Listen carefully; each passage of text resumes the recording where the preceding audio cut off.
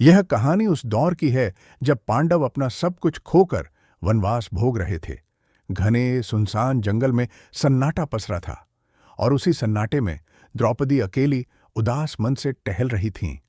राजसी वस्त्रों की जगह अब शरीर पर साध्वी जैसे साधारण कपड़े थे और मन में भविष्य की चिंता। चलते चलते अचानक उनकी नजर एक विशाल पुराने पेड़ पर टिकी।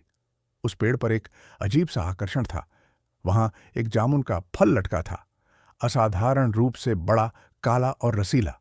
वनवास की भूख और उस फल के मोह ने द्रौपदी के विवेक को पल भर के लिए डगमगा दिया। लालचवश उन्होंने हाथ बढ़ाया और उस जामुन को डाली से तोड़ लिया। फल हाथ में आते ही वहां अचानक भगवान श्री कृष्ण प्रकट हुए। उनके चेहरे पर हमेशा रहने वाली मुस्कान की जगह घबराहट थी। उन्होंने तुरंत हाथ उठाकर चेतावनी दी, द्रौपदी, यह तुमने क्या किया? अनर्थ कर दिया। उनकी आवाज सुनकर पांचों पांडव भी वहां दौड़ाच आए और डरे हुए खड्डे हो गए। कृष्ण ने बताया, यह कोई साधारण फल नहीं, एक महाऋषि की वर्षों की तपस्या का फल है। वे अपना उपवास इसी से तोड़ने वाले थे। वे अभी आएंगे और फल न पाकर क्रोध में हम सबको भस्म कर देंगे। अर्श के श्राप के डर से सबके प्राण सूख गए। कृष्ण ने कहा, बचने का केवल एक ही उपाय है, सत्य की परीक्षा। अगर तुम सब अपने मन का सबसे गहरा सच बोलोगे तो यह फल वापस पेड़ से जुड़ जाएगा। सभी उसी पेड़ के नीचे एक गोल घेरे में बैठ गए। उस टूटे हुए शापित जामुन को घेरे के बीचों बीच जमीन पर रख दिया गया। माहौल में भारी तनाव था।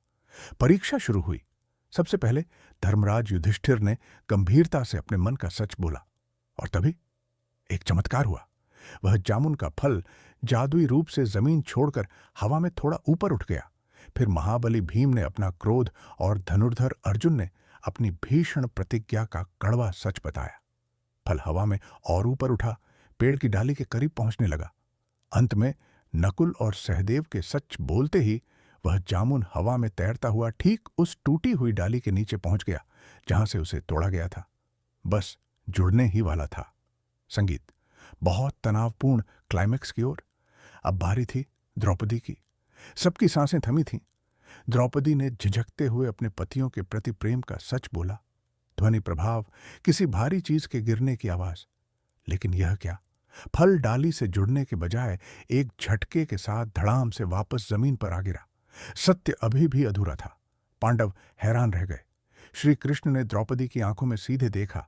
उनकी नजर सख्त थी और इशारा साफ था, पूरा सच बोलो पांचाली। अपने मन का वह कोना खोलो जिसे तुमने सबसे छिपा रखा है। संगीत भावुक और गहरा। द्रौपदी की आंखों से आंसू बह निकले। वह बेहद भावुक हो गई। अंततः उन्होंने अपने हृदय के सबसे गहरे राज्य को स्वीकार किया। एक ऐसा सच जिसने वहां मौजूद हर किसी को चौंका दिया।